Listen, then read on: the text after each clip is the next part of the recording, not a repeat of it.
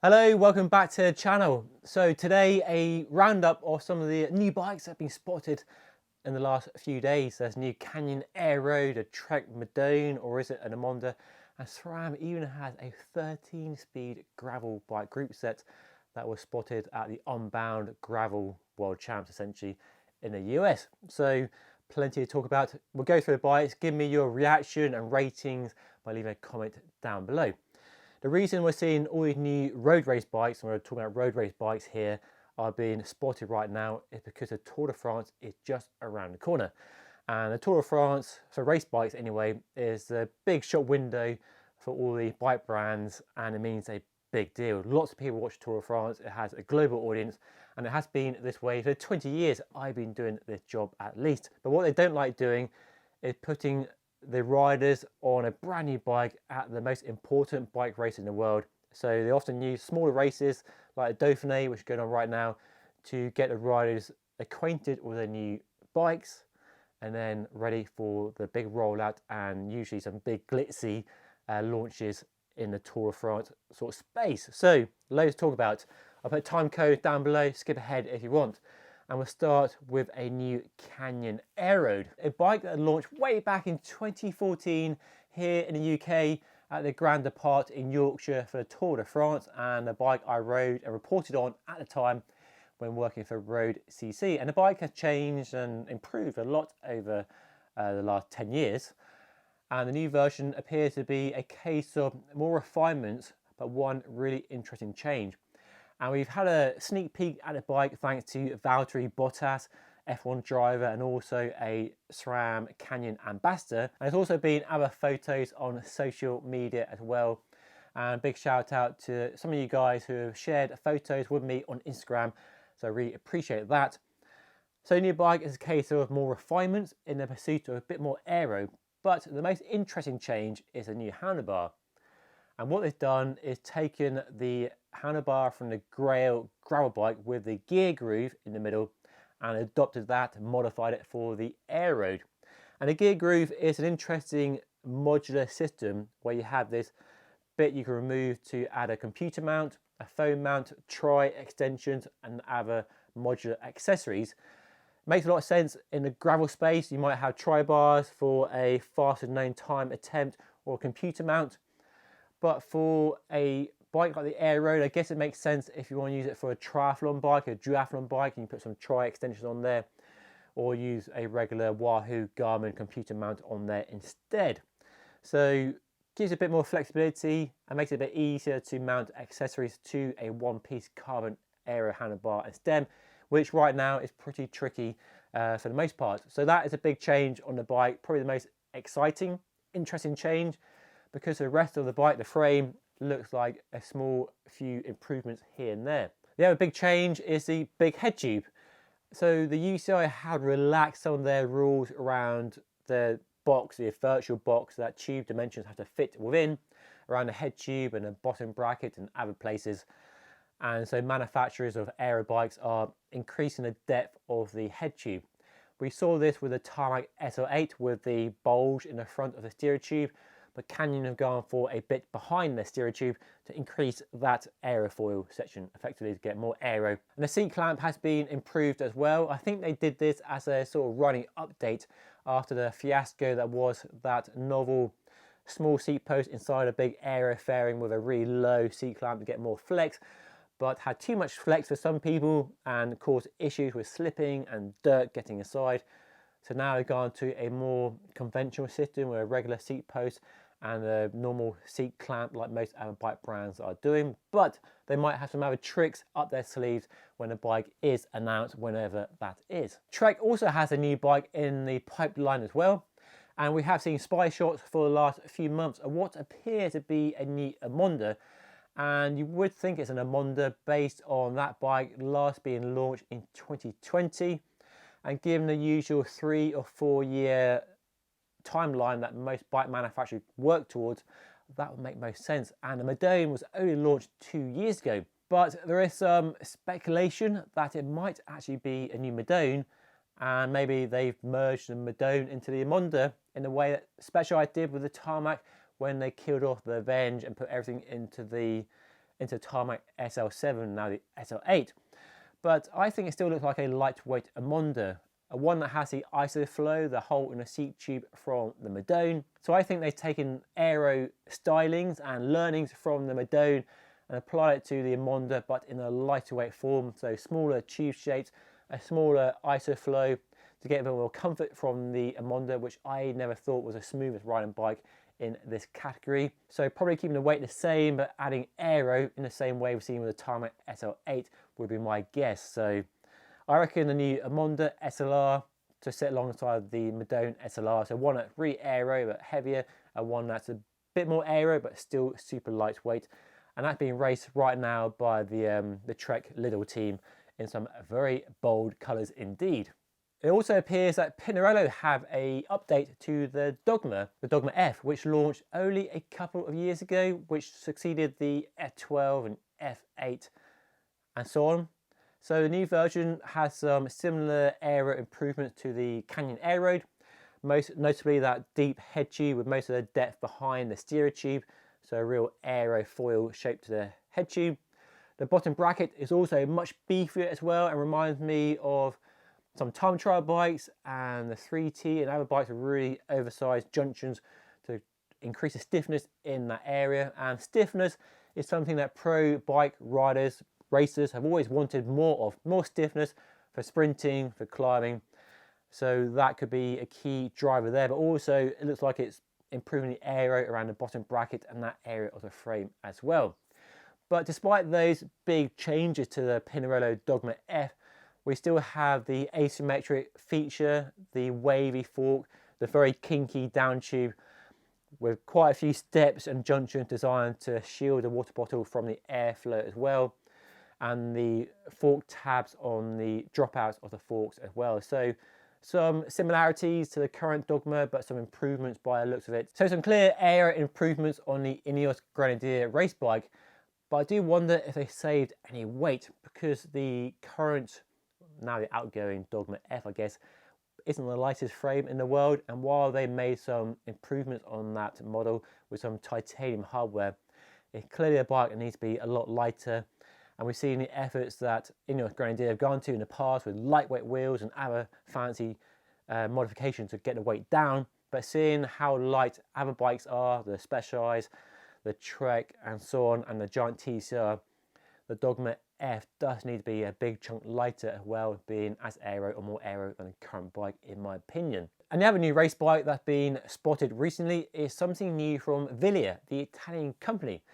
They have a Volante SLR, amazing race bike, aero race bike that I really like, and the Zero SLR. And the Zero SLR launched in 2019, and I reviewed it here on the early days of the channel back in 2020. Super lightweight bike, I think 6.5 kilos with tubular wheels.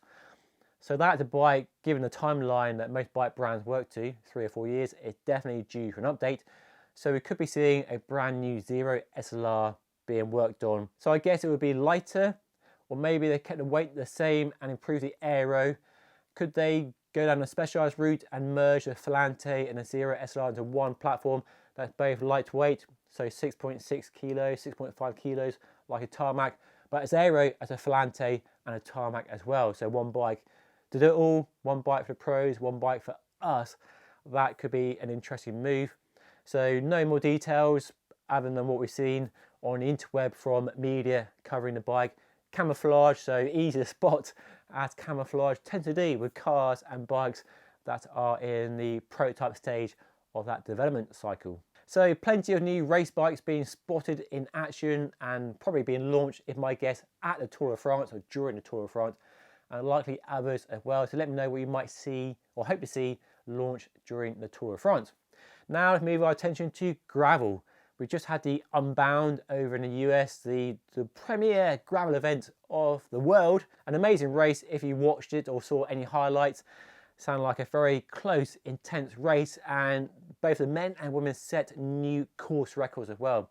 The men averaged over 22 miles per hour, which off-road is just mind-blowing. Absolutely insane how fast they can go on gravel. So before we dive into the SRAM group set that was spotted at the race, there's a new Giant Revolt and possibly a new Specialized Crux. So Giant Revolt is a fantastic gravel bike, really versatile, it's fast, can be raced, can be used for bike packing, a very capable bike indeed. And the new version that Ben Delaney spotted at the race appears to have some of the improvements, shall we call them that, from their road bikes, mainly internal cable routing.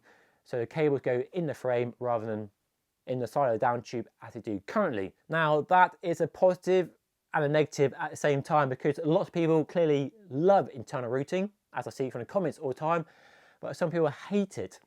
And while there's an argument in terms of aero on road race bikes, on gravel bikes, maybe less of an argument, but that's the way the new Revolt is going, the way the market trends are going. So that's the big change on the new bike.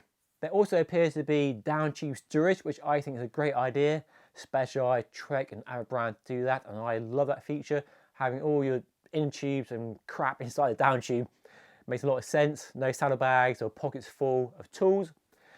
But the rest of the frame looks essentially the same D-fuse seat post, all the frame profiles look the same. So those look like the main changes really, so can't wait to see that if and when that happens. And Specialized might have a new Crux, because the current Crux doesn't have a UDH hanger, so you can't use a SRAM transmission Eagle drivetrain.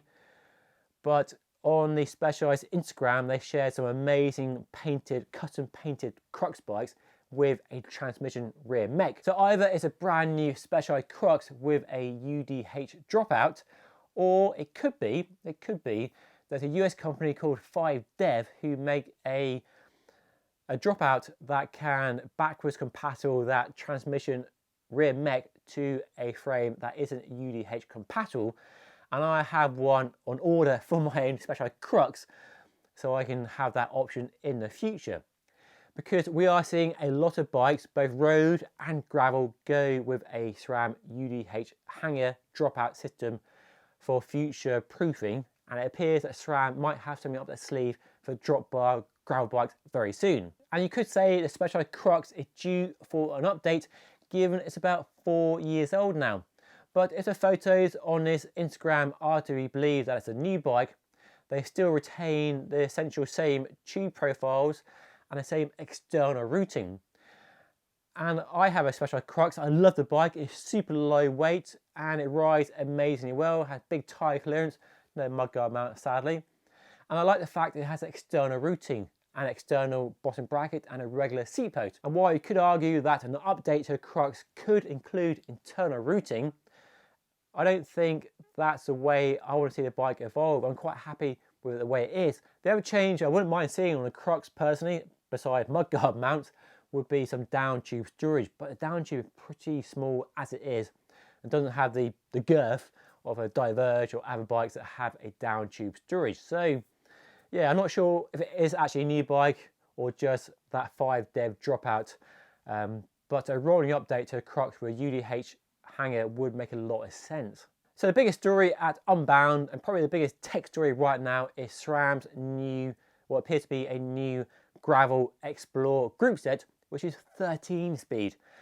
Now, I'm not surprised that they have a new Explore group set in the pipeline, because it's three years old now.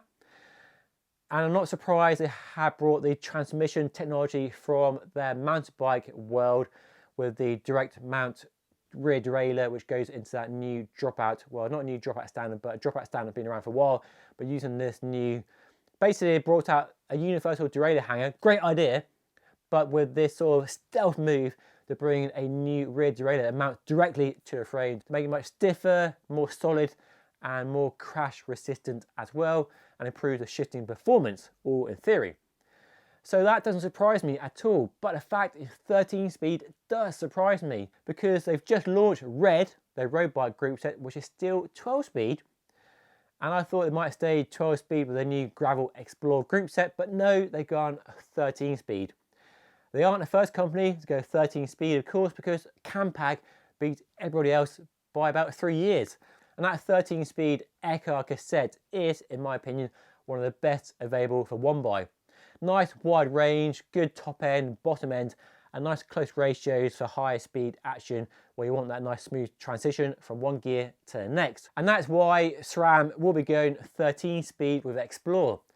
To maintain a range of 1044 or increase it 1046, 1048 perhaps, and then give you nice close ratios at the business end of the cassette when you're going flat out fast, and that's where the cadence steps make more of a difference to maintain the speed if you're in a group or riding on your own. But there are questions to be asked, of course. Is it a narrow chain? Does it mean a narrow chain? Will that chain be weaker and less strong than 12 speed and 11 speed? Or have they kept the chain width the same at 12 speed and then managed to put 13 sprockets onto the same XT driver body as used for the 12 speed stuff right now?